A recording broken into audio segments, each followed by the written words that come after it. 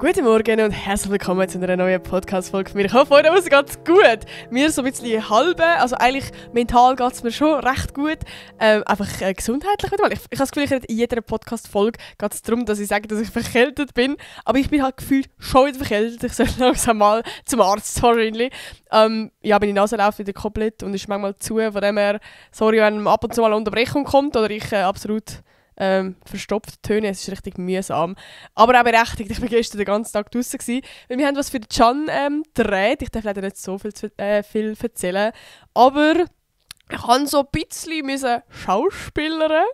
Und das ist irgendwie komisch, weil ich habe das Gefühl, ich bin recht geübt, so vor der Kamera mittlerweile zu sein. Also ich meine, das ist mein Weekly oder fast Daily Thing eigentlich so.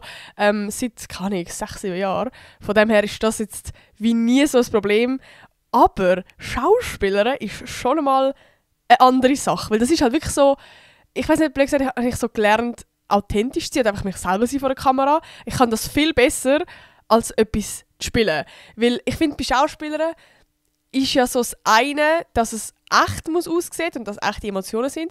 Aber es ist ja gleich auch so ein bisschen gespielt. Also, ja, wie erklärt man das? Wenn es zu gespielt wirkt, dann ist es scheiße. Und wenn es komplett nur authentisch wirkt, dann ist es langweilig und man spürt gar keine Emotionen. Man muss so einen guten Zwischenmaß finden und ich finde das so schwierig. Und wir haben jetzt 2 Drehtage gehabt. Wir haben Samstag und Sonntag gemacht. Und ja, ich bin quasi so ein bisschen der Hauptfokus im Film, darum bin ich eigentlich mainly vor der Kamera gewesen. Gestern haben wir so ein paar Veloszenen gedreht, darum bin ich ja den ganzen Tag draußen gewesen. Alter, das war auch noch ein anderes Ding gewesen. Ich habe mir extra am Chance ins Velo genommen, weil es ist viel schöner als meins. Er hat so ein richtig altes Velo und es ist so ein bisschen rötlich und so. Es sieht wirklich echt noch schön aus so. Aber es ist ein fucking Männervelo. Und ich habe jetzt nicht gewusst, dass es Männer- und Frauenvelo gibt. Ich habe für mich ist es nach dem Velo. Alter, als Frau auf einem Männervelo einen ganzen Nachmittag lang fahren, ich schwöre so, das kastriert dich auf einem neuen Level. Oh mein Gott. Also ich habe das wirklich nicht gewusst. Vor allem, es ist so wie, stellt euch vor, der Henker, ich kann gar nicht mehr reden, wie sagt man, der Lenker ist so ein bisschen weiter unten und es fühlt sich, no joke, so an, als wäre euer Arsch der höchste Punkt von eurem ganzen Körper. Es sieht zwar nicht so aus, aber es fühlt sich wirklich so an. Also ich habe wirklich das Gefühl, ich strecke meinen Arsch gerade komplett richtig raus. Aber es ist einfach, also keine Ahnung, es hat sich richtig ungeil angefühlt. Und vor allem, es geht auch alles in die Handgelenke, weil nachher das ganze Körpergewicht sich so auf dem stützt. Und es hat einfach weh gemacht. Es hat nicht nur den Handgelenk weh gemacht. So, weil der Sattel so hoch ist, Bro, ich sage euch, ich habe andere Schmerzen gespürt. Das so fühlt sich wahrscheinlich eine Geburt an. Alter, wirklich. Nein, es hat richtig weh gemacht. Sorry for too much details.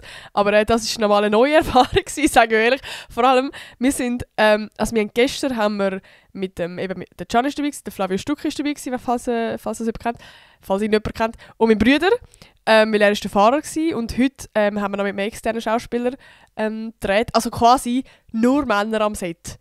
Wisst ihr, was ich meine? Check den Vibe. Du kannst jetzt wie nicht so... Du kannst also es wird wie niemand verstehen und es ist jetzt auch nicht so der Raum, um jetzt das so ansprechen. Vor allem, ich rede im Podcast darüber perfekt, aber bei diesen 3 kann ich mir nicht... Nein, also beim Can habe ich es dann schon können sagen. Aber es ist wie... es ist auszuhalten gewesen, so. Aber es ist gleich... Also ich habe nur daran gedacht, wir haben so in der 3. Sek haben wir so Schulhaus unterwegs gehabt und da hast du so eine ganze Woche lang klassenlagermäßig so Sportlager gehabt, so 2 Tage lang wandern, 2 Tage lang, was ist das noch gewesen? Einen Tag lang Kajak fahren und also schwimmen, fahren und 2 Tage Velo fahren. Und ich habe das damals voll easy gefunden, Velofahren, weil es ist halt so mein Velo gewesen.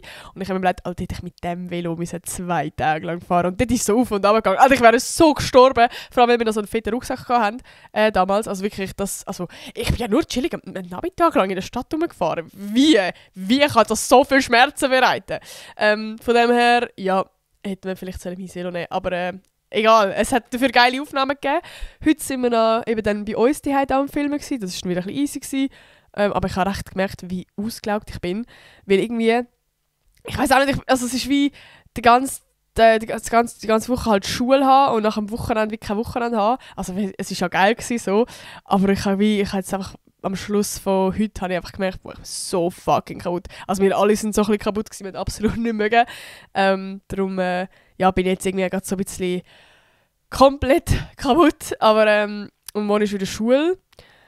Und ich weiß auch nicht, ich muss jetzt mal ehrlich mit euch reden. Ich habe jetzt jede Woche immer so ein bisschen gesagt, ich weiß nicht, ob ich darüber reden und so. Und heute kommt der Tag, wo ich so ein bisschen rede. Weil ich glaube, das kann man schon ansprechen und ich glaube, es ist auch valid. Und falls jetzt halt irgendein Lehrer zulässt, ich glaube, die würde das auch verstehen.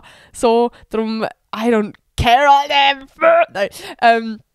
Also das Ding ist, ich erzähle euch jetzt mal kurz, warum es momentan für mich nicht so geil ist, beziehungsweise warum ich es gerade nicht so fühle. Also für die gar nicht checken, was ein Minor ist. Ich studiere ja an der ZHDK, an einer Kunsthochschule, und grundsätzlich hat es bis jetzt immer, in jedem Jahr hat es quasi nur ein Hauptfach gegeben. Also quasi Major heisst das. Also immer das Hauptfach, und mein Hauptfach ist Cast Audiovisual Media, so heisst auch mein Studiengang.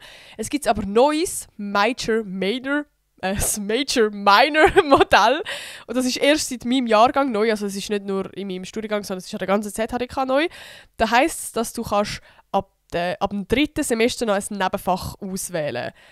Darum ein Minor. Minor heisst einfach basically Nebenfach. So, ich habe es jetzt gerade viel zu kompliziert erklärt, aber es ist wirklich, ich kann mir jetzt einfach neu ein Nebenfach auswählen.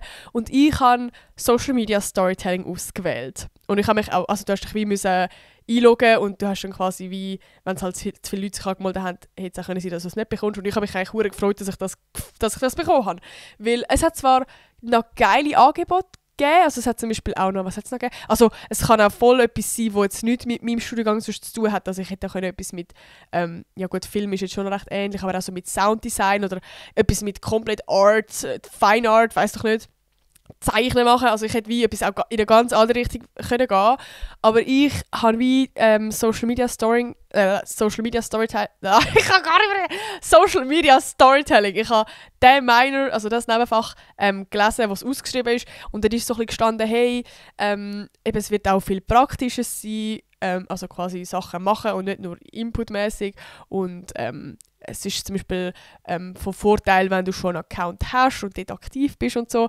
Und ich habe wie für mich gewusst, so logisch, weil ich dort Wiederholungen habe. Ich meine, das ist das, was ich seit 7 Jahren mache. So. Also wirklich seit bald 7 Jahren, Alter, holy fuck. Am 15. Februar habe ich angefangen mit YouTube damals. Das ist crazy. 7 Jahre, Alter, oh mein Gott, das ist jetzt so lang. Auf jeden Fall, ich mache das schon so lang. Und es ist halt, also ich finde, Social Media ist extremes Learning by Doing. Also wie ich persönlich habe das Gefühl, es bringt dir weniger, wenn du jetzt einfach einen Kurs machst und dir wird einfach gesagt, was alles wie, wo was, wie Social Media funktioniert, als dass du es nachher wirklich selber machst. Also falls ihr jetzt gerade eurem Überlegen sind, du willst mit dem anfangen, dann fang an. Es ist wirklich ein Learning by Doing. Du lernst so viel während dem Machen, und gerade wenn du an irgendein Problem stossest, dann probierst du das irgendwie zu lösen mit ChatGPT oder mit YouTube-Tutorials oder keine Ahnung was. Und du lernst es halt so viel besser, als wenn du jetzt einfach einen Kurs machen, wo dir einfach jemand das erklärt, aber du hast das Gefühl, du brauchst es eigentlich gar nicht. So, check it. Auf jeden Fall, ich habe halt den Minor vor allem gewählt, weil halt das Wort praktisch gestanden ist. Für mich ist das voll der Jackpot gewesen, weil ich das Gefühl hatte, okay, das heisst, ich kann jetzt mein Social Media Zeug in dieser Zeit machen. Also quasi, dass ich mein Studium und mein, ich sage jetzt mal, mein Jobmäßig kann verbinden. So, ich habe wirklich den Gedanken gehabt, ich habe gedacht, Bro, Jackpot, Alter, fucking geil. Und eben, wie gesagt, ich habe gewusst, es wird so ein paar Inputs geben, wo ich jetzt wie schon weiss, aber so hauptsächlich kann ich dann wie von dieser Zeit quasi, wo wir Zeit haben, um dann Content machen und all das Zeug, kann ich halt profitieren, weil ich den Content schon mache, und dann habe ich ja quasi Zeit von der Schule aus, um den zu machen. Weil sonst mache ich den halt einfach immer einfach nach der Schule oder am Wochenende, wie jetzt zum Beispiel jetzt gerade Sonntagabend so, logisch. Und das war so ein bisschen mein Gedanke gewesen, und darum habe ich mich eigentlich auch mega darauf gefreut. Und es ist eigentlich, mein Nebenfach ist quasi immer also so jetzt seit dem September habe ich das jetzt, ist es immer jeden Freitagnachmittag gewesen, so. Und jetzt haben wir Ferien gehabt über Weihnachten und Silvester, und jetzt haben wir quasi eine 3-wöchige Blockwoche, wo von Montag bis Freitag nur das Nebenfach ist. Dann haben wir nachher 3 Wochen Ferien. Yay! Und dann haben wir wieder 3 Wochen Blockwoche, nur der Minor. Voll. Und nachher habe ich wieder jeden Freitag so. Also wie ein ganzes Jahr lang geht das Nebenfach. Und dann kann ich ein neues Nebenfach wählen. Actually zum Glück. Weil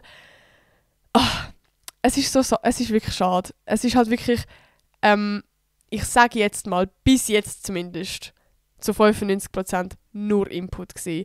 Und was halt auch noch scheiße, also ihr könnt euch jetzt mal vorstellen, nur Input, quasi nur Lektionen, wo es um Algorithmus geht, um Basic-Sachen, die wahrscheinlich auch viele von euch schon wissen, so, keine Ahnung, okay, schauen wir unsere Plattform an, schauen wir uns Instagram an. Was kann man auf Instagram machen? Okay, man kann Stories machen, okay, man kann Feedposts machen, okay, man kann Reels machen, okay, man kann Highlights machen, man kann live gehen. Es ist wie so, ich wüsste das wahrscheinlich alle auch. Wir sind halt Generation Z und das ist wie, dass wir das Grundwissen schon mal haben. Wir kommen nicht vom Mars, wir sind nicht 80 Jahre alt. Genau. Das ist mal so ein bisschen der eine Punkt. Und jetzt könnt ihr euch mal kurz vorstellen, bei mir ist das sowieso der Bär, also wie, für mich ist das sowieso ganz klar, also wie eben, ich bin so fest in dieser Bubble, ich mache Social Media ich verdiene Geld mit dem, ich lebe von dem seit eben 7 Jahren. Darum ist es für mich wie schwierig, um jetzt da etwas rauszuziehen. Und was halt noch dazu kommt, ist, dass das ein Angebot, also dass der Minor ein Angebot von meinem Studiengang ist, was üblich ist, weil jeder Minor kommt von irgendeinem Studiengang, also hat quasi die Lehrpersonen sind jeweils von dem Studiengang, aber meistens ist das wie noch ein bisschen vertieft und ich halt wie auch gehofft, also wir hatten schon mal ein Modul gehabt im ersten Jahr, wo Social Media geheißen hat und ich habe halt wie gedacht, also ich habe es eigentlich noch easy gefunden, das Fach so. Und ich habe gedacht, wie der Minor schauen wir noch viel vertiefter Social Media an und eben dann viel mehr Praktisches machen und so. Weil wir haben jetzt bei dem ersten Jahr haben wir recht viel Input gehabt. Das war eben mein Gedanke gewesen. Und jetzt könnt ihr euch vorstellen, ich mit meinem Job weiss schon viel. Plus jetzt noch ist das quasi das Angebot von meinem Studiengang. Und das Ding ist eben, ich habe gemeint, eben, dass es vertieft ist und bei anderen Minors ist das auch der Fall. Also wenn du zum Beispiel jetzt, ich sage jetzt mal Film studierst und du hast ein Nebenfach gewählt, das auch angeboten wird von Film, dann bist du vielleicht vertieft dort reingegangen. Also dann hast du irgendwie einen vertieften Punkt, wo du sonst in deinem normalen Studium, also in deinem Studiumlauf, ich hoffe, ich komme daraus, nicht hast. So. Und ich habe das auch gedacht, eben, dass es einfach vertieft wird sein. Aber es ist halt zum einen 1:1 genau das, was wir im ersten Semester hatten, literally genau 1:1, weil wir haben zusammen mit denen vom ersten Jahr zusammen haben wir Unterricht gehabt, eine Zeit lang, was halt für mich, also keine Ahnung, es fühlt sich, als wäre schon hocken geblieben, weil es 1:1 gleiche Folien sind. Das ist mal das eine.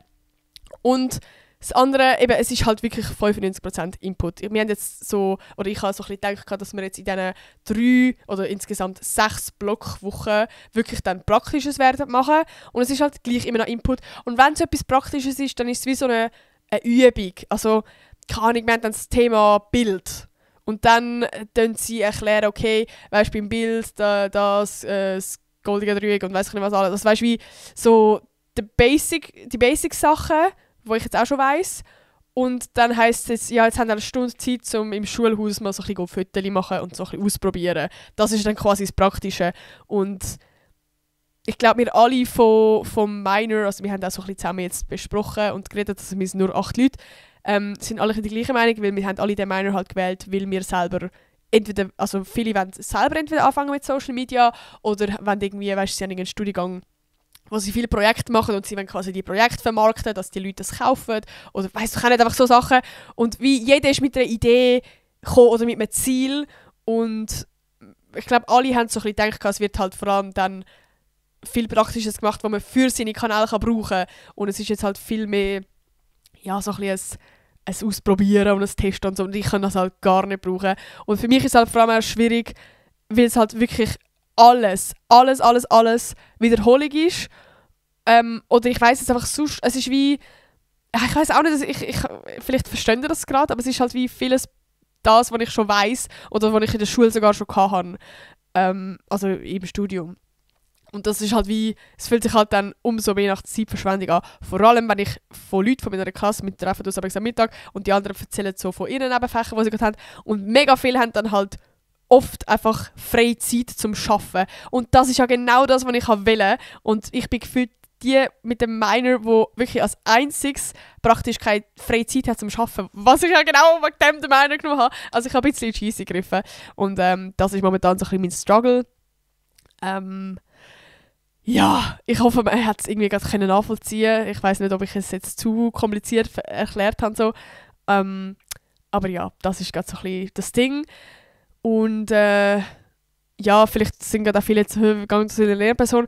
Es ist halt wie, also gerade zu dieser Zeit, wo das mit der vom ersten Jahr zusammen war, dort bin ich nachher zu ihr gegangen und dort hatte ich auch die Möglichkeit gehabt, bei all diesen Folien, die wirklich 1:1 genau das gleiche ist wie das, was ich schon hatte, habe ich quasi können an meinen eigenen Sachen arbeiten, was zu dem Zeitpunkt auch cool war.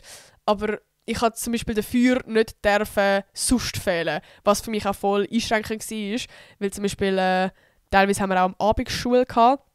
Und einmal war es Swiss Influencer Award und ich bin so, ja, ich muss, also wie, ich kann nicht wegen Schule am fucking Swiss Influencer Award fehlen. Und dann haben sie quasi wie eine mega liebe Ausnahme gemacht. So. Aber es ist halt wie dann auch wiederum einschränkend, wenn ich wie an diesen Tagen kann frei haben und an den anderen darf ich nicht frei haben. Und es ist wie, ja, keine Ahnung, es ist wie alles insgesamt danach ein fetter Struggle. Und jetzt mittlerweile könnte ich auch gar nicht mit dem Minor wechseln, weil ich jetzt schon das ganze Semester den Minor hatte. Es ist ein bisschen kompliziert, aber ich muss jetzt quasi noch ein halbes Jahr durchhalten und in einem halben Jahr kann ich dann meinen neuen Minor wählen und dann werde ich auf jeden Fall einen Minor wählen, der absolut nichts mit meinem Studiengang zu tun hat und ich weiss, ich habe komplett viel Freizeit, so. Es ist mir scheißegal, Hauptsache ich lerne etwas Neues, weil, also, ich bin eigentlich immer so der Meinung gewesen, lieber chillig als stressig. Also lieber etwas machen, wo halt wiederholend ist und dann ist es halt langweilig, als dass du nachher mega viel Stress hast. Und safe Stress ist auch nicht geil, aber komplette Langeweile und nichts zu tun haben und da hocken. Also wie, ich kann nicht einfach da hocken und zulassen, weil es ist wie so banal, es ist für mich halt so lang gezogen und nicht informativ und ich lerne wie nichts. Es ist wie, ja, keine Ahnung, so, dass ich wie nicht einfach da hocken kann. Ich muss nicht am Laptop noch etwas machen und bin dann wie auch nicht dabei. Und ich weiß auch nicht, das ist glaube für alle Beteiligten einfach scheiße so. Und ich merke auch, dass ich wie mehr die Rolle einnehme, wo quasi auch die Expertin-Person ist. Also mega oft wird dann vorne gefragt, Nathalie, was ist deine Meinung zu dem und wie machst es du und so. Was auch voll eid ist, weil ich finde es auch cool, können von meinen Erfahrungen erzählen und quasi die anderen können davon profitieren. Aber für mich ist es halt wie, mich bringt es halt wirklich nicht weiter. Versteht ihr, was ich meine? So, ich gehe studieren, um etwas zu lernen. Und das ist halt so ein bisschen der Shit. Genau, ich habe schon viel zu lange über das gelabert, aber voll, das ist das Ding. Und sonst, was haben wir noch bei den News? Eben, ich habe schon gesagt, ich habe Ferien jetzt dann. Oh, was auch noch neu ist! Oh mein Gott, also neu. Was auch noch dann wird sein, der Gashi kommt wieder zu uns und ich freue mich so hart. Also der Gashi ist mein Stubenhaus und meine Family, also meine Mama hat dann gerade wieder eine stressige Woche und dem Gashi geht es ja jetzt gut und so, weil letztes Mal, als er bei uns war, ist es mir ja noch mega schlecht gegangen wegen den Augen und so, das wisst ihr sicher. Und dann haben wir wie mega viel, also keine Ahnung, hast halt die ganze Arbeit mit ihn müssen mega pflegen und Medikamente geben und Augen ausspülen und all das Zeug. Ist dann wieder dazugekommen und jetzt ist quasi ein gesunder Hase und wir müssen ihn, also ich sag mal, nur Essen machen, also klar, so kommt noch mehr dazu, aber ja, man kann ihn jetzt viel mehr geniessen, sagen wir es so. Und ich freue mich extrem, er ist wieder eine Woche bei uns, also vielleicht in der nächsten Podcast-Folge hockt er dann neben mir oder so oder hoppelt mal um. Darum, ja, ich freue mich so fest im Fall, ich merke so hart, wie krank viel Energy mir so Tiere geben. Das klingt so blöd, aber so, sobald ich heimkommen und da ist ein Tierchen und es ist so, ich weiß auch nicht, das gibt einem so viel Freude. Das ist so geil, Alter. Also ich will unbedingt mal ein Haustier haben. Oh, ich habe hure Durst, ich habe nichts zu trinken da. Merkt ihr, wie trocken meine Fresse ist? Ich habe die ganze Zeit so ja, einen trockenen Hals, aber ich glaube, ich halte das aus. Wir gehen weiter mit dem lustigsten, also das Lustigste von der Woche. Das hat mir letztens über die Kommentare geschrieben, so, Nati, kannst du das wieder mal machen? Weil ich irgendwie die letzten 2-3 Podcast-Folgen vergessen. Darum, I'm so sorry. Aber ich habe wieder eine crazy, lustige Story von der Woche für euch. Ich habe sogar ein Bild gemacht, also es wird dann in meinem Feed-Post sein. Auf dem Instagram-Account «9 Pause», könnt gerne folgen. Da poste ich eigentlich immer 3 Clips von der Podcast-Folge und halt wie noch ein Bild mit einem Slide von allen Sachen, die ich gerade so update-mäßig erzähle. Also eben das Bild poste ich dann und so von dieser Story, die jetzt kommt. Und zwar, okay, vielleicht ist es ja gar nicht so lustig, aber doch, es ist eigentlich schon lustig. Wir sind so, der Can und ich, wir wollten so Essen machen. Was haben wir eigentlich machen? Wraps haben wir machen. Und der Can will so eine Gurke schneiden. Und es gibt so die normalen Messer, die so, weißt, so für die Butter brauchst. Und es gibt so ein bisschen die Messer, die so ein bisschen schärfer sind, mit so Zacken, die vielleicht so für, keine Ahnung, Fleisch oder so brauchst. Oder einfach sonst zum Schneiden, die auch gut sind zum Kochen. Und der Can hat so ein starkes Messer, weißt du, mit so Zacken, mit so dem schwarzen Griff von der Ikea. Das, was eigentlich wirklich gut ist, hat er so brauchen, um eine fucking Gurke zu schneiden. Und er, es ist so dumm. Er will so die Gurke schneiden und er hat die Gurke nur berührt. Er ist nicht mal rein. Er hat sie nicht mal aufeinander schneiden. Man hat nichts an der Gurke gesehen und das Messer bricht einfach auseinander. Und es bricht so beim Metall auseinander. Nicht beim Griff, nicht der Griff geht irgendwie aus oder so, sondern das Metall bricht. Und wir sind so gewesen, what the fuck. Also es ist so, wir hatten einfach so einen Lachflash gehabt, es ist so lustig gewesen, weil es einfach eine fucking Gurke, weißt du, wenn es irgendwie ein Holz wäre oder so. Aber es ist, und die Gurke ist einfach so unberührt. Sie hat nicht mal einen kleinen Schlitz drin gehabt. Es war einfach so random gewesen. Wir haben dann herausgefunden, dass es meine Schuld war, weil das Messer ist mir vorher runtergefallen, aber es war ja nachher noch ganz gewesen. Also weißt du, es ist ja nicht während dem Runterfallen kaputt gegangen, sondern es ist ja wie, es war noch fest dann gewesen. Und ich habe das wahrscheinlich dann irgendwann wieder aufgetan und dann hat der Can das nehmen und hat mit dem Gurken verschneiden und nachher ist es dann kaputt gegangen. Aber es ist fucking, Alter, wie in der fucking Matrix. Das war wirklich komisch gewesen. Das war wirklich ein richtig lustiger Moment von dieser Woche. Und ich habe das Bild gemacht. Ich glaube, für die mir glauben, schaut das Bild an auf Insta. Und mein anderes Ding, das ich mache, ist noch Kommentare vorlesen. Da haben wir, ich habe 2 genommen, weil das eine ist einfach so ein random Kommentar und das andere sind Kommentare, die wirklich zum Thema heute passen, weil es auch gefragt worden ist. Wir fangen da mit, sie heisst einfach Rösslis. Und dann Herzli und das Ross. Ich grüße dich ganz herzlich. Sie hat geschrieben, ich habe eine Frage, du sagst ja manchmal etwas wegen dem YouTube-Kanal. Aber ich weiss gar nicht, wie der heisst. Kannst du das mal erwähnen? Dann schaue deine Videos auch an. Merci, merci nicht. Das hören wir natürlich sehr gern. Ja, also vielleicht wissen es auch ganz viele gar nicht, die mich nur vom Podcast kennen. Ich heisse, also mein Künstlername, mein Name auf allen Social Media Kanälen heisst Nati Style mit TH. N-A-T-H-I-S-T-Y-L-E, Nati Style, yo. So heisst ich auf Instagram, so heisst ich auf TikTok und eben auf YouTube. Also gebt einfach Nati Style und dann kommen meine YouTube-Videos. Genau, könnt ihr gerne schauen. Ich bin jetzt ja regelmäßig am Posten und ich bin immer auch so stolz auf mich, Mann. Jetzt ist gerade wieder ein Video rausgekommen heute. Aber gut, wenn ihr den Podcast hört, ist das schon wieder eine Ewigkeit her. Aber ihr könnt es gleich anschauen, es ist wirklich lustig geworden. Ich habe zwar schon in der letzten Podcast-Folge kurz darüber geredet, über das Bachen mit meinen Geschwistern, das war sehr funny. Ey, ich merke, mein Hals ist so trocken, ich muss schnell Wasser trinken. Dann lesen wir nachher den zweiten Kommentar vor. Oh mein Gott. Oh mein Gott, das war so ein Lifesaver. Ja, jetzt geht es mir besser.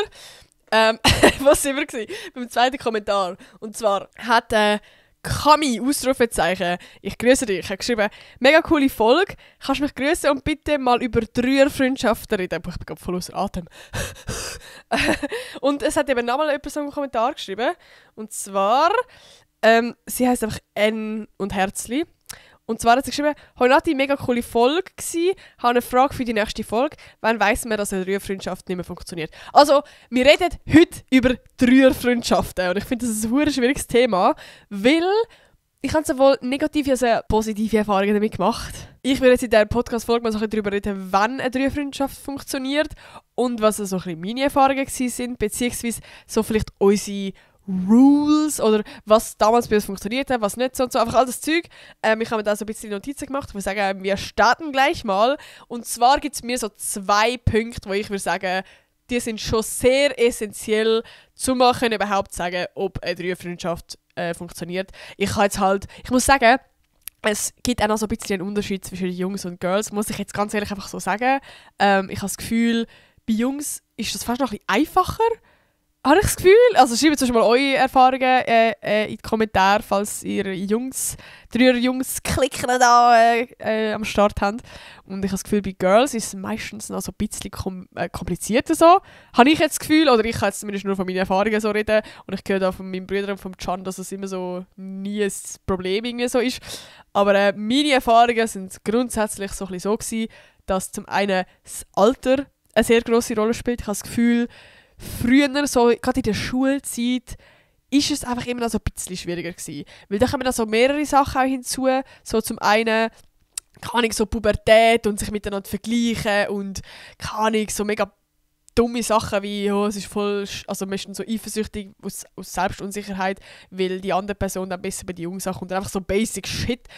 Und halt auch eben so schultechnisch, wenn es zum Beispiel mega oft dann heisst, ja, machen das in 2 Grüppli und einfach all das Zeug. Und dann habe ich es auch schon erlebt, dass dann einfach immer die anderen 2 zusammen waren und ich bin dann quasi das dritte Rad am Wagen gewesen und habe mit irgendjemand anderem zusammen sein. So, das ist einfach so ein die Erfahrung, die ich gemacht habe. Darum ist für mich jetzt, also das kannst du natürlich nicht verallgemeinern, aber ich persönlich habe es jetzt viel schwieriger gefunden, in der Schulzeit oder allgemein in diesem Alter eine Dreierfreundschaft zu haben, weil ich habe das Gefühl, es braucht auch eine gewisse, ja, einfach irgendwo eine gewisse Reife oder einfach zumindest Empathie und Fairness und also ich weiss nicht, ich rede jetzt halt voll von mir. Für mich ist so die ganze jüngere Teenage-Zeit, so von 12 bis 16 oder so, ist voll für mich so das Gossipen und so eben so mega kranke Selbstunsicherheiten und das sich selber ins Licht stellen und andere in den Schatten und irgendwie, also ich habe mega viel Girls so erlebt. Ich habe das Gefühl, ich bin selber teilweise echt auch so gewesen. Also es ist für mich so eine teilweise Bad Energy insgesamt gewesen. Ich weiß nicht, irgendwie für mich ist, also ich habe relativ oft schlechte Erfahrungen gemacht mit so Freundschaften in dieser Zeit, damals irgendwie. Und ich habe das Gefühl, erst seit ich aus der Schule bin, habe ich richtig geile Freundschaften, die auch heben, die auch mir etwas geben, wo man sich 100% Sachen kann gönnen und sich für den anderen kann freuen. Und einfach so eigentlich ganz simple, banale Sachen, die wichtig sind in einer Freundschaft, habe ich irgendwie so zu dieser Zeit damals wie nicht so gehabt. Und gerade 3 Gruppen sind dann noch viel schlimmer gewesen, weil es einfach eben, weil ich es dann oft erlebt habe, dass man jemanden ausgrenzt hat, dass ich mich ausgrenzt gefühlt habe, dass einfach all so kleine Sachen so. Darum, ich würde sagen, das Alter könnte eine Rolle spielen. Ich will es nicht verallgemeinern, aber das ist jetzt so meine Erfahrung gewesen. Und was auch ein ultra wichtiger Punkt ist, finde ich, ist, wie close sind die Friends. Also ich persönlich, das ist jetzt meine Meinung, ich habe das Gefühl, eine Dreierfreundschaft funktioniert nur, wenn das nicht deine close Friends sind, beziehungsweise so deine einzigen Anker im Leben, so quasi. Also ich zum Beispiel, für mich funktioniert jetzt Dreierfreundschaft wirklich nur, wenn ich nebenbei noch andere close Friends habe oder einen Channel oder keine Ahnung was, aber wie, dass ich nicht die 2 Leute als Hauptfriends haben, macht das Sinn. So, weil wenn es dann einfach eine Freundesgruppe ist, wo man immer mal wieder etwas macht, das Dritte, oder mal in die Ferien geht oder so, dann kann ich dann habe ich das Gefühl, funktioniert das super. Und eben, sobald es dann so das Close-Ding ist, dann ist es, ich weiß auch nicht. Das ist jetzt meine Meinung. Ich könnte ja gerne mal Alter, was läuft heute? Ich könnte gerne mal eure Meinung in die Kommentare schreiben. Aber ja, ich kann sonst mal von meinen Erfahrungen mit so Dreierfreundschaften reden. Wie gesagt, in der Unterstufe, Mittelstufe, Sek ist das so ein bisschen schwieriger gewesen. Also ich habe es dann schon erlebt, dass dann wie eine halt so ein bisschen die Anführerin war. Und es ist einfach, eben, ich habe mich oft ausgeschlossen gefühlt. Das ist dann, sie haben zusammen dann Geheimnis gehabt und die hat es dann nur der erzählt und hat dann gesagt, du darfst es mir nicht sagen. Und einfach so, also so ultra kranker Shit. Und eben genau auch das Ding von, bei Zweiergruppen haben dann sie immer zusammen gemacht und ja, die haben dann mal abgemacht und mir nichts gesagt. Und ja, ich weiß auch nicht, irgendwie, es ist einfach voll nicht gut gewesen. Und ich habe aber auch eine gute Dreierfreundschaft erlebt, würde ich sagen. Die ist nach meiner Gimmi-Zeit gewesen. Also wir sind eigentlich so ein bisschen eine Dreierfreundschaft geworden. Also wir sind alle zusammen im Gimmi gewesen, aber alle nicht in der gleichen Klasse, lustigerweise. Und wir sind erst nach dem Gimmi sind wir so ein bisschen closer geworden. Wir sind aus mega random eigentlich sind wir in die Ferien zusammengegangen. Und irgendwie ist das dann so ein bisschen entstanden, voll random. Nein, es hat glaube ich sogar angefangen, dass wir das Dritte abgemacht haben, weil wir für die Matur gelernt haben. Ich weiß es nicht mehr, es ist mega lange her. Aber auf jeden Fall hat sich die 3 Gruppen dann immer so ein bisschen entwickelt und wir haben uns eigentlich alle mega gut verstanden. Und es ist irgendwie, ja, I don't know, es ist einfach gut gewesen, es ist eine gute Dynamik gewesen. Wir haben das Dritte viele Sachen unternommen. Wir hatten auch den 3er-Chat gehabt und dann hat es auch immer mal wieder über eine Idee reingeschickt. Hey, oh mein Gott, wenn wir mal zusammen alle so ein Painting machen. Und dann haben wir so, jeder hat so sein Maldings gehabt und haben dann Früchte gemacht, so einen richtig geilen Tisch mit Essen und so und haben dann so einen Malnachmittag gemacht. Einfach so Sachen, das war verdammt geil gewesen. Und eben, wir sind dann auch immer mehr zusammen in die Ferien gegangen und so und es hat eigentlich immer funktioniert und so. Ich muss sagen, mittlerweile sind wir nicht mehr so eine Dreierfreundschaft, weil ja, ich bin jetzt da ganz transparent. Ich glaube, das ist für alle von der 3 Gruppen auch relativ irgendwie so ein bisschen klar dann geworden, dass es nicht mehr so ein Match ist, weil mit der einen habe ich zum Beispiel mega gut können, so tiefe Gespräche haben. Also wie jeder hat so, also doch mit der einen habe ich so relativ gute Gespräche haben und sie und die andere haben zum Beispiel mega viele Gemeinsamkeiten gehabt. Und ich habe dann mich zum Beispiel mit ihr dann immer so ein bisschen besser verstanden. Und wir sind dann zum Beispiel auch immer das Zweite hustlen, immer viel und so, weil wir einfach, keine Ahnung, das Zweite, also ich habe in meiner Selbstständigkeit, so mit Social Media, habe ich das viel gebraucht, um einfach mal rausgehen, arbeiten. Und sie hat schon früher angefangen zu studieren und so. Darum hat sich das Ding gegeben. Sie haben zusammen noch eine andere Freundesgruppe mit Jungs. Also es ist wie so ein bisschen verschieden vernetzt. Und irgendwie eben hat es dann am Anfang haben wir mega, mega viel Streiten gemacht und irgendwann hat sich das so ein bisschen aufgelöst, weil ich das ist voll kompliziert, mit den anderen nicht so viel, also wir haben zum Beispiel jetzt noch nie so das Zweite abgemacht oder so, darum ist das dann irgendwie so ein bisschen verflossen, was auch, glaube ich, voll okay ist und so. Also wenn wir das jetzt alle noch sehen, dann ist es voll easy oder so, aber wir machen jetzt nicht mehr so das Dritte ab, aber es hat jetzt nie wirklich, also ich hatte jetzt wirklich das Gefühl gehabt, wir sind eine gesunde Dreierfreundschaft und jeder fühlt sich wohl und es war auch voll der Raum gewesen, wo man hat offen Sachen ansprechen konnte, wenn man das Gefühl hat, man fühlt sich ausgeschlossen. Also, zu diesem Punkt kommen wir nachher dann nochmal, weil da hat es für mich so ein einschneidendes Ding gegeben. Ich kann eben auch sagen, was manchmal schwierig war. Und zwar, ja, das ist eigentlich schon ein Punkt, wo wirklich immer so ein bisschen Dreierfreundschaft ist. Ich glaube, das ist wirklich etwas, wo man sich muss ein bisschen im Hinterkopf behalten muss, wenn man in einer Dreierfreundschaft ist. Und zwar, es gibt immer, dass eine Person mal weniger Aufmerksamkeit bekommt, beziehungsweise einfach zwei sich vielleicht für einen kurzen Moment mal näher sind. Also wenn du zum Beispiel so das Dritte gehst shoppen, dann haben die beiden einen ähnlicheren Style. Und wenn dann in die Rede gehen und du bist vielleicht eher jemand anders oder so. Oder ich weiss doch auch nicht, zum Beispiel bei mir hat es gegeben, ich bin halt die Social Media macht und sie beide sind nicht so gerne vor der Kamera oder so. Einfach so, das gibt es halt, dass man unterschiedliche Interessen hat und wenn man halt in einer Dreiergruppe ist, dann passiert es einmal, dass zwei die gleiche Interesse haben, der andere weniger oder zwei haben das Gespräch, wo es viele können sagen und die andere Person vielleicht weniger oder irgendwie einfach so Sachen. Und das ist, glaube ich, ganz normal so. Ich glaube, das Wichtigste an einer Dreierfreundschaft ist offene Kommunikation, dass man ansprechen kann, wenn man sich ausgeschlossen fühlt. Und gerade am Anfang von unserer Dreierfreundschaft habe ich das nicht so gut können. Und ich glaube, für die mich so recht gut kennen, schon wissen, dass ich ein Mensch bin, der sich recht schnell ausgeschlossen fühlt. Also manchmal fühle ich mich ausgeschlossen, obwohl es wie nicht mal berechtigt ist oder wie in kleinen Situationen ist. Und ich fange mir dann das selber mega an einbilden und mich dann so ein bisschen aufschaukeln und gehe selber immer mehr in das Loch rein und fange mich quasi an selber auszuschliessen. Und ich habe eine Zeit lang, also gerade wo wir in Paris waren, wir sind das Dritte in Paris, habe ich das gehabt. Dort habe ich mega mich immer mehr angefangen, Gründe zu suchen, warum ich jetzt gerade ausgeschlossen werde. Und das sind so banale Sachen gewesen, wie wir laufen alle zu Dritten und ich bin dann immer die am Rand gewesen. Ich bin nie in der Mitte gelaufen. Das sind so Sachen, wo ich dann angefangen habe, mich darauf achten, was sonst absolut fucking irrelevant ist. Sorry, also wirklich fucking irrelevant so. Und einfach, mir sind immer mehr so Sachen so aufgefallen und dann habe ich mich immer mehr darauf eingestürzt, dass ich mich jetzt ausgeschlossen fühle und ich habe mich überhaupt nicht getraut, das anzusprechen.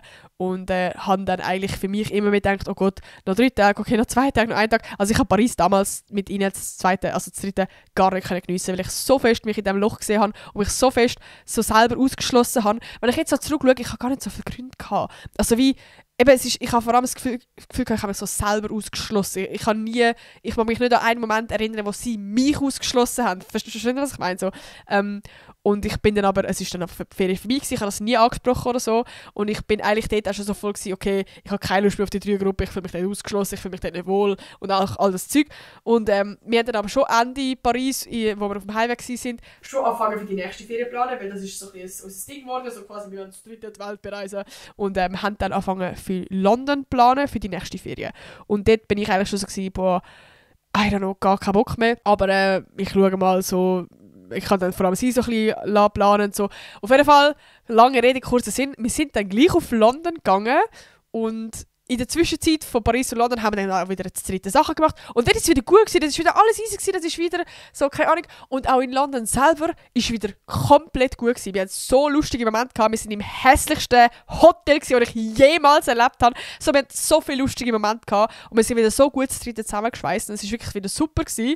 Und ich hatte das Gefühl, wo ich mich ausgeschlossen fühle, gar nicht mehr hatte. Und dann hat es einen Abend gegeben, wo wir auf dem Rooftop waren, in einer Bar. Und dort haben wir einfach so einen mega geilen Deep Talk gehabt. Und ich weiss gar nicht, wie es dazu kam, aber ich habe mich dann getraut, um das anzusprechen, dass ich mich in Paris ausgeschlossen gefühlt habe. Und es ist so healing gewesen. Es hat so gut da, das bei ihnen anzusprechen. Ich weiß gar nicht, warum ich so Angst hatte. Und seitdem ist es für mich auch extrem, extrem wichtig, dass man das gerade in einer Dreierfreundschaft oder eigentlich allgemein kann ansprechen. Weil eben gerade bei mir jetzt, ich habe mich dann teilweise so fest selber in die Spirale verfangen, in das Selbstmitleidsding und irgendwie selber sich ausschliessen Ding, dass ich gar nicht mehr rausgekommen bin allein. Und durch das, dass ich das jeder angesprochen habe, haben sie mich so gut aufgefangen. Also sie haben wirklich so gut reagiert und haben gesagt, oh mein Gott, Nati, bitte sag's nächstes Mal etwas. Und sie haben nicht gewusst, dass du dich so gefühlt hast. Und also weißt, es ist ja wie eben bei Situationen auch manchmal voll valid, dass sie dann vielleicht mal beide ein Thema haben und ich laufe daneben und ich bin aber in dem Moment so fest, oh mein Gott, ich kann nicht. Also wie, habe mich so selber voll drauf gestürzt. Und also sie haben mich wirklich extrem gut aufgefangen, dort, wo wir das Gespräch hatten. Und sie haben mich auch mega fest ermutigt, dass wenn das jemals wieder kommt, dass ich das unbedingt ansprechen soll. Wir haben auch dort so ein bisschen abgemacht, dass wenn sich irgendjemand nur schon ein bisschen ausgeschlossen fühlt, dass man das sofort anspricht, weil dann kann man etwas handeln. Da kann man handeln, da kann man handeln, da kann man etwas machen. Und irgendwie seit dem Gespräch habe ich das nachher nie mehr gehabt, weil ich irgendwie einfach so gewusst habe, hey, der Raum wäre da, wenn ich mich so fühlen. Und irgendwie durch ihre Reaktion, es ist so viel Empathie mitgeflossen, es hat uns irgendwie noch mehr zusammengeschweißt und es hat mir irgendwie so gezeigt, dass das irgendwie, egal wie, weißt du, so einfach, dort haben wir so ein bisschen, ja, wir müssen mega zusammengeschweißt, haben wir mega gut getan. Und eben das ist für mich voll das Zeichen gewesen, hey, es ist wichtig, dass man gerade in dieser Dreierfreundschaft so Sachen kann ansprechen kann, weil es halt einfach möglich ist. Es ist halt, das ist doch das grösste Problem bei Dreierfreundschaften, dass sich immer eine Person könnte ausgeschlossen fühlen. Und ich glaube, das ist der Key für eine Dreierfreundschaft, wenn man das kann ansprechen kann. Und die anderen Personen finden die Gefühle gerade valid und handeln sofort und zeigen Empathie.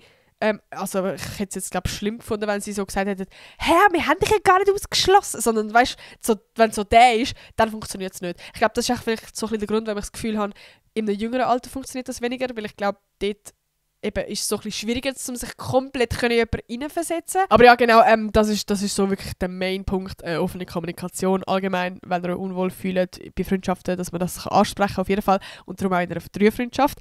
Ich habe noch so ein paar andere Punkte aufgeschrieben, wo ich das Gefühl habe, haben wir so ein bisschen teilweise bewusst, andererseits auch unterbewusst so ein bisschen als Regel gehabt, damit es funktioniert hat. Ein Punkt ist zum Beispiel keine Rangordnung, also dass man nicht eine Person priorisiert, alle Beteiligten nicht, auch nicht im Kopf, also auch nicht für sich einfach denken, oh mein Gott, eigentlich die ist ein bisschen lieber und die ist cooler, aber dann machen wir halt ein bisschen Dreierfreundschaft, sondern dass man eigentlich beide gleich gern hat, oder zumindest das versucht so ein bisschen, also beide auf den gleichen Rang setzen, nicht über Rang 1, über Rang 2, so, das ist auch wichtig, weil ich glaube, nur schon wenn du das Gefühl für dich hast, dann zeigt sich die Dynamik extrem nach außen so, und das ist glaube ich mega wichtig bei allen.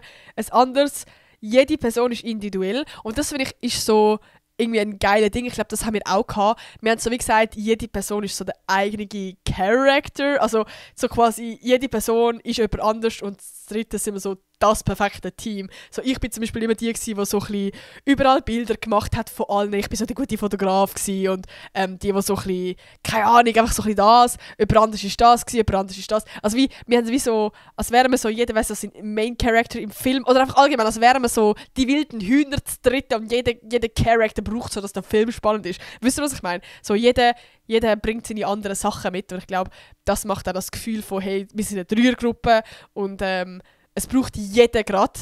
Das braucht es so. Das macht, glaube ich, eine Dreierfreundschaft auch mega aus. Oder ist zum Beispiel bei uns irgendwie, hat es voll gut da. Dann, egal ob Aktivitäten und Planungen, tönt alle einbeziehen. Also natürlich kann es mal sein, dass man vielleicht mal das zweite mit jemandem abmacht oder so. Ich finde, das ist teilweise auch voll wichtig, zum jeweils Einzelbindung zu stärken, weil ich habe das Gefühl, dass du sie dann teilweise noch mal ein bisschen mehr stärken als immer nur das dritte. Ich weiß es nicht, aber eben natürlich immer noch in einem gesunden Grad, sage ich mal, oder dass es für alle fein ist zumindest, und dass man auch da offen kommuniziert, also wenn jetzt eine Person ein Problem hat oder so, dass man das sagt oder so, einfach all so Sachen, aber ich finde gleich, also zum Beispiel gerade wir, die es auch immer oft Ferien gemacht haben, das wäre voll nicht gegangen, dass dann zum Beispiel, wenn zwei abgemacht haben, schon über unsere Ferien das dritte geredet haben und dann so voll zusammen abgemacht haben, oh mein Gott, ja, gehen wir das nächste Mal auf London, und ich hätte wie gar nichts können dazu sagen und ich bin nicht bei dem Gespräch dabei gewesen. So, und sie hätten dann schon angefangen, Hotels rauszusuchen oder so. Also das wäre voll, also da hätte ich voll scheiße gefunden. So. Wir haben wirklich eigentlich, wenn wir geplant haben oder einfach so Aktivitäten organisiert haben, die wir das dritte machen,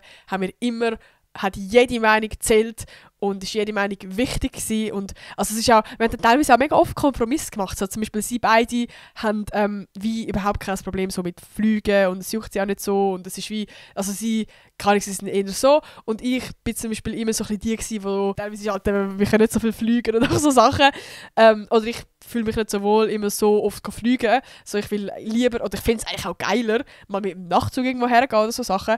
Und dann haben wir zum Beispiel einen Kompromiss gemacht, dass wir zwar geflogen sind, aber jeder hat den CO2-Ausstoß ausgeglichen, indem du online so CO2-Ausstoß, Ausgleichung und dann zahlst also das spendest irgendwo an Leute, die Bäume pflanzen und so Sachen. Und dann habe ich quasi, also dann haben alle nachher das gemacht und quasi ausgeglichen gemacht. Und also, ich weiß auch nicht, also ich habe so eine cute Geste gefunden, dass das so gemacht hat. Und für mich ist das wie eigentlich dann ein Kompromiss gewesen von, hey, okay, dann können wir fliegen so. Ja, ich finde irgendwie, eben, es braucht halt dann so, es sind halt wie, je mehr Personen in einer Gruppe oder in einer Freundschaft involviert sind, desto öfters gibt es halt, dass man Kompromisse machen muss oder dass man unterschiedlicher Meinung ist oder so. Und da muss es halt einfach immer eine Lösung geben und da muss einfach jede Meinung gleich relevant sein so und nicht einfach auf eine drauf schiessen oder so. Genau. Auch wichtig, oh ja, wenn sich zwei streiten oder wenn sich die anderen zwei streiten, dann bist du die Person, die den Konflikt lösen will. Also nicht irgendwie sich auf die eine Seite stellen und erst recht nicht anfangen mit einer Person dann immer über die andere Person zu reden und so ein bisschen, oh mein Gott, also wie, keine Ahnung, auch wenn ihr es jetzt nicht als Lästern seht, so, ich finde es gar gleich nicht, sondern wenn ihr einen Konflikt löst, dann das Dritte. Oder halt, wenn es etwas zwischen den beiden ist, dann einfach sie zwei. Aber nicht, dass du nachher die Person bist, die sich irgendwie blöd gesagt entweder einmischt und nachher sich auf eine Seite und quasi so die andere Person ausschließt, sondern du bist die will den Konflikt lösen. Klar kann es sein, dass du mit beiden vielleicht so redest und so, aber eigentlich ist es am besten, dass er dann so, wenn du dich einmischst, dass er das dann ganz Dritte macht und nicht du jeweils mit einzelnen Personen so. Also, ich finde, das ist auch das Coole mit der Dreierfreundschaft, wenn es mal bei zwei einen Streit gibt, dass dann quasi wie dritte Person da ist, was vielleicht dann scheiße ist für die dritte Person. Aber es ist dann jemand da, wo vielleicht auch schaut, dass der Streit oder dass der Konflikt sich löst. So. Und was auch ein wichtiger Punkt ist, jeder Person gleich viel erzählen. Also eben, das habe ich auch erlebt damals. Wenn ihr Geheimnis habt, dann erzählen beiden genau gleich viel Geheimnis, weil das sonst, also ich finde es einfach scheiße, wenn eine Situation entsteht, wo irgendwie keine Ahnung, eine Person ein Geheimnis hat und du merkst dann, es gibt so Blick oder so, also du merkst, ich glaube, die dritte Person wird immer merken, wenn irgendetwas da ist, wo die beiden wissen, wo du nicht darfst wissen. Also ganz früher habe ich es halt wirklich so erlebt, so, ja Nathalie, kannst du schnell rausgehen oder einfach so, warum immer schnell dort hinter der Ecke reden und du bist dann die allein am Warten ist. Also das finde ich absolutes No-Go. Darum, ich bin actually wirklich der Meinung, jedes Geheimnis einfach beiden erzählen und sonst ist es ein Geheimnis, das einfach nicht in der Gruppe angesprochen wird, komplett nicht, oder es ist nicht so relevant, oder es ist wie nicht etwas, wo die Person ausschliessen könnte, weil sie es nicht weiss. So. Also wie manchmal gibt es ja auch Sachen, wo die andere Person wie gar nicht juckt, so blöd gesagt. Voll. Oder wo sie nicht dabei anfangen oder ich weiss es nicht. Aber wie einfach so Sachen und das ist mir jetzt ganz spontan eingefallen, wenn zum Beispiel zwei Personen gerade über ein Thema reden, will sie vielleicht die Person, sagen wir, sie reden über den Paul und Person 3 kennt den Paul nicht, aber Person 1 und 2, die reden dann über den Paul und dann ist es hure wichtig, dass sie nicht einfach über den Paul reden, sondern dass sie quasi das Dritte beredet und so quasi zusammen über den Paul redet und der Person 3 erklärt, wer der Paul ist. Also so quasi wie wenn ich über euch, also wenn ich euch einen Podcast da erzähle von meiner Schule, dann erzähle ich ja das auch nicht mit euch, also rede ich auch nicht mit euch, als wärt ihr in meiner Klasse, sondern ich rede mit euch so, dass ich jeden Begriff erkläre und erzähle, wie was aufgebaut ist, weil ihr einfach den Paul nicht kennt und meine Schule nicht kennt. Ja, ich checke, was ich meine. Voll, das finde ich extra auch noch wichtig. Aber ja, so wäre es das, glaube ich. Ich weiss gar nicht, wie lange die Podcast-Folge war. Ich hoffe nicht zu lang. Aber ich hoffe, es hat euch gefallen. Ich hoffe, es hat euch ein bisschen weitergebracht. Ich bin mega gespannt, was ihr so für Erfahrungen mit Dreierfreundschaft gemacht habt. Bitte schreibt es in die Kommentare. Es würde mich wirklich mega wundern. Weil ich glaube, allgemein Dreierfreundschaften sind oftmals in der Gesellschaft so ein bisschen, es funktioniert nicht und keine Ahnung was. Und ich glaube, es gibt beides. Ich glaube, es kann funktionieren. Ich kann ja eben, wie gesagt, mal eure Meinung dazu in die Kommentare schreiben, wann es kann funktionieren, was vielleicht so ein bisschen eure Rules sind oder was bei euch gescheitert ist, wieso es bei euch nicht funktioniert hat. Schreibt alles in die Kommentare, ich bin sehr, sehr gespannt. Vergesst den Podcast nicht 5 Sterne geben. Alter, wenn ihr bis jetzt durchgelassen habt und ihr habt keine 5 Sterne gegeben, fucking cringe. Das macht ihr jetzt genau noch. Wir haben momentan 3200 Leute, die abgestimmt haben. Ich will da 4000 Leute sehen, Leute. Boom! Nein, ich weiß nicht. Aber ja, ich wünsche euch eine wunderschöne Woche und wir hören uns nächste Woche wieder. Bye!